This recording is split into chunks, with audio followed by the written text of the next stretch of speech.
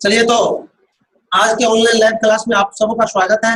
आप लोग को मालूम ही होगा कि हमने पिछले क्लास में 10th इकोनॉमिक्स के इकाई 7 का अधिकांश पॉइंट आपको पढ़ा चुके हैं और शायद आज 10th इकोनॉमिक्स का चैप्टर 7 ही नहीं बल्कि 10th के इकोनॉमिक्स ही समाप्त हो जाएगा और शायद आगे का पॉइंट होगा प्रमुख स्मरणीय तत्व।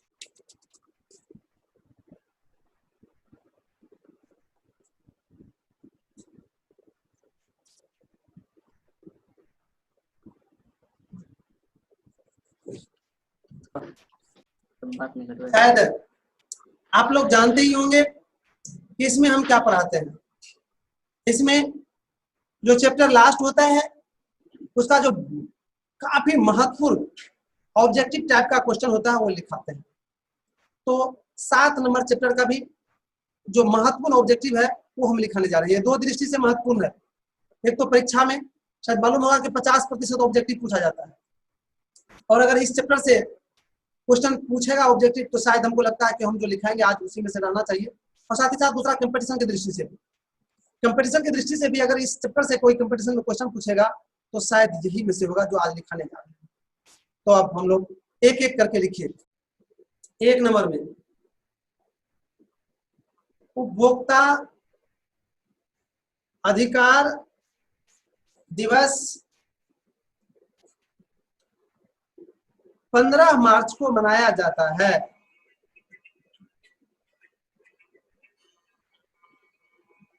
दूसरा नंबर में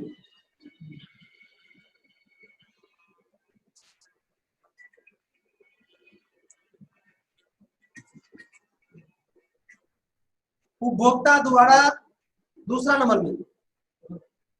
द्वारा शिकायत करने के लिए आवेदन शुल्क नहीं लगता है।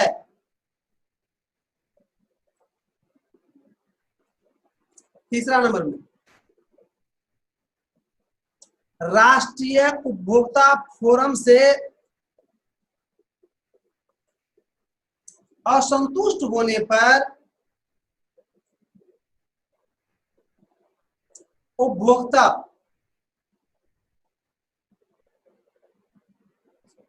तीस दिन के अंदर उच्चतम न्यायालय में अपील कर सकते हैं। चौथा नंबर में राष्ट्रीय उपभोक्ता हेल्पलाइन नंबर 1811-4000 है। पांचवा नंबर ग्राहक हमारी दुकान में आने वाला सबसे महत्वपूर्ण व्यक्ति है। वह हम पर निर्भर नहीं, हम उन पर निर्भर हैं। यह कथन महात्मा गांधी का है। छठा नंबर उपभोक्ता को संरक्षण देने के लिए 1986 ईस्वी में अधिनियम बना। सातवां नंबर में मानवाधिकार आयोग के अध्यक्ष भारत के उच्चतम न्यायालय के अवकाश प्राप्त प्रधान न्यायाधीश होते हैं। तो मेरे भाई इस तरह से हमने इस चैप्टर में जो प्रमुख ऑब्जेक्टिव था उसको मैंने लिखाने का प्रयास किया और ये चैप्टर लगभग लास्ट हो रहा है। मैं एक्सरसाइज पर जाऊं उससे पहले मैं आप लोग से जानना चाहते हैं कि क्या इसमें जो अभी तक आपने पढ़े हैं कहीं कोई डाउट है तो आप एक बार क्लियर हो जाइए। जी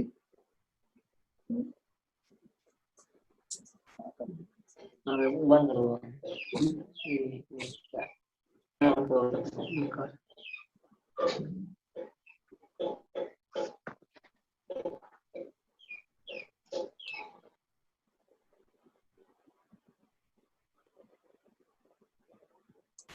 ही खुशी की बात है कि आप लोग को इस चैप्टर में जो कुछ पढ़े हैं उसमें कहीं कोई डाउट आपको शायद नहीं है, तो शायद आप हमें कह रहे हैं कि आगे बढ़िए।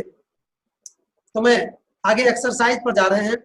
आपकी एक्सरसाइज में देखते हैं कि कोई ऐसा क्वेश्चन तो ऐसा नहीं है कि अभी तक ने जो आप इस चैप्टर में पढ़े हैं उससे बाहर है। जो बाहर होगा उस पर अभी तुरंत डिस्कस करेंगे और फिर लिखाएंगे भी।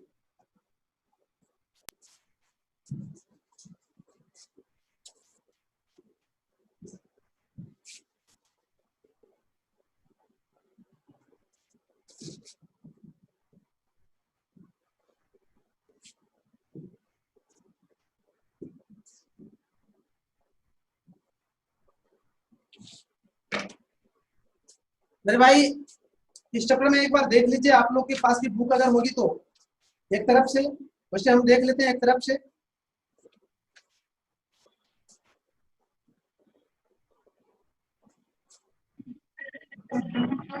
लघुत्तरीय में है 1 नंबर में कि आप किसी खाद्य पदार्थ संबंधी वस्तु को खरीदते समय कौन कौन सी मुख्य बातों को ध्यान रखेंगे। तो बिल्कुल ये आप लिख लीजिएगा, चूंकि पढ़ा चुके हैं हम। दूसरा है उपभोक्ता जागरण हेतु विभिन्न नारे, ये भी पढ़ा चुके हैं। तीसरा, कुछ ऐसे कारकों की चर्चा करें जिन्हें उपभोक्ता को शोषण होता है। मतलब उपभोक्ता शोषण के कारक जो पढ़ाए हैं वही इसका आंसर हो जाएगा। उसके बाद चौथा में उपभोक्ता के रूप में बाजार में उनके कुछ कर्तव्यों का वर्णन करें, अर्थात उपभोक्ता का जो कर्तव्य हमने बताया है वही इसका जवाब हो जाएगा। उसके बाद है उपभोक्ता कौन है, संक्षेप में बताइए, वही उपभोक्ता का परिभाषा यहाँ पर देना है। अब दीर्घोत्तरीय में है कि उपभोक्ता के कौन कौन से अधिकार है, शायद बिल्कुल ही बता ही चुके हैं। उसके बाद है उपभोक्ता जागरण हेतु विभिन्न, सॉरी, उपभोक्ता संरक्षण 1986 के मुख्य विशेषता, ये थोड़ा सा विशेषता पर हम 2 लाइन अभी बोलेंगे। तीसरा है उपभोक्ता संरक्षण हेतु सरकार द्वारा गठित न्यायिक प्रणाली, ये भी हो गया है। 2 उदाहरण देखो, उपभोक्ता जागरूक थोड़ी वर्णन करें, मानवाधिकार आदि को महत्व लिखे, ये भी हो गया। मात्र 2 नंबर का दीर्घोत्तरीय है, थोड़ा सा क्वेश्चन लिख लीजिए आप लोग, उस पर थोड़ा सा डिस्कस करेंगे हम।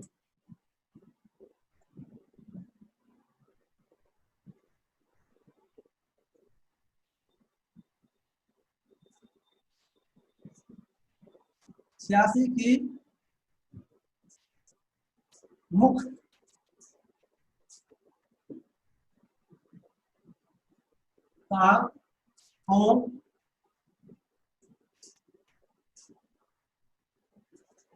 को लिखे, ये है क्वेश्चन।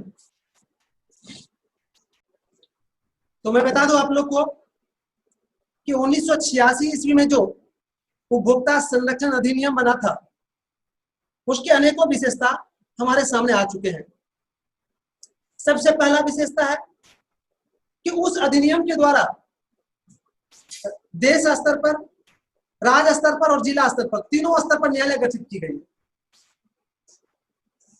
और उस न्यायालय के माध्यम से उपभोक्ता अपनी शिकायत का आसानी से निवारण कर रहे हैं।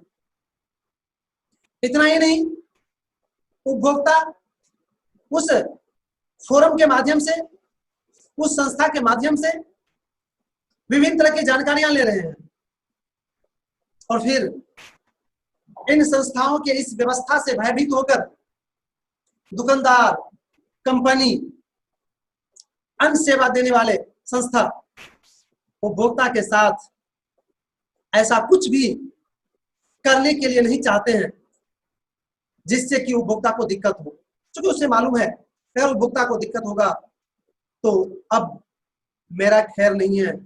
उपभोक्ता फोरम में जाएंगे और फिर वहां से हमें कानूनी कार्रवाई होगी, हमें पनिशमेंट दिया जाएगा। अतः ऐसे अनेकों विशेषता है, जिसमें से कुछ विशेषता को हम लिखाने जा रहे हैं। एक बार 2 लाइन ऊपर में लिख लीजिए। देखिए, उपभोक्ता संरक्षण अधिनियम 1986 की प्रमुख निम्नलिखित है। 1 नंबर में लिखिए, इस अधिनियम के द्वारा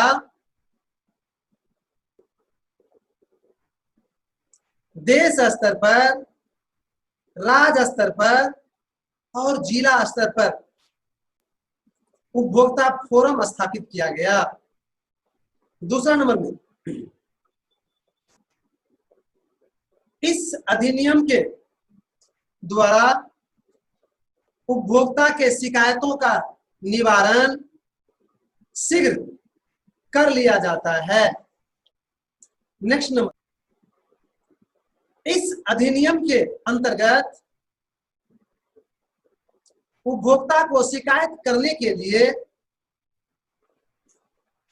कोई शुल्क नहीं देना पड़ता है। नेक्स्ट, इस अधिनियम में यह व्यवस्था है कि अगर जिला फोरम से उपभोक्ता असंतुष्ट है तो उसका अपील राज्य स्तरीय फोरम में कर सकते हैं और राज्य स्तरीय फोरम से असंतुष्ट होने पर राष्ट्रीय स्तर के फोरम के पास अपील कर सकते हैं। इतना ही नहीं, उपभोक्ता फोरम के तीनों स्तर से असंतुष्ट होने पर उच्चतम न्यायालय में भी अपील करने का प्रावधान इसमें किया गया है। तो मेरे भाई, मैंने आज उपभोक्ता संरक्षण अधिनियम 1986 की मुख्य विशेषता बताने के साथ ही 10th इकोनॉमिक्स का 7वां चैप्टर अर्थात 10th इकोनॉमिक्स को पूरी तरह से हमने पढ़ा दिए। तो मेरे भाई, आज अब समय नहीं है कि मैं आगे कुछ बोल पाऊं, अतः आज के क्लास को यहीं पर विराम देना पड़ेगा।